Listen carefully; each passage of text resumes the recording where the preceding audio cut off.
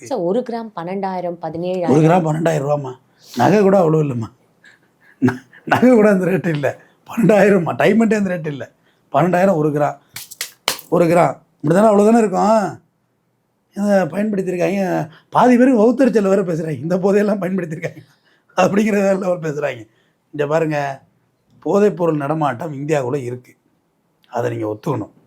முதல் விஷயம், 5 லட்சம் கோடி ரூபாய்க்கான கொக்காயின் அசாம் மாநிலத்தில் இப்படி, நான் பேசுகிறது ஆர்டிஐ, தவறான தகவலாம் நான் பேச மாட்டேன். ஆர்டிஐயில் இருக்குது. 5 லட்சம் கோடி ரூபாய்க்கான கொக்கைன் அசாம் மாநிலத்தில் பிடிச்சாங்க.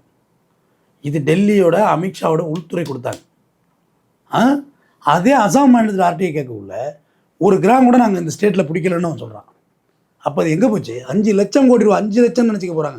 5 லட்சம் கோடி ரூபாய் டபுளு. எப்படி அது எங்கே போச்சு? அது முந்திரா துறைமுகம் இருக்குல்ல குஜராத்தில்,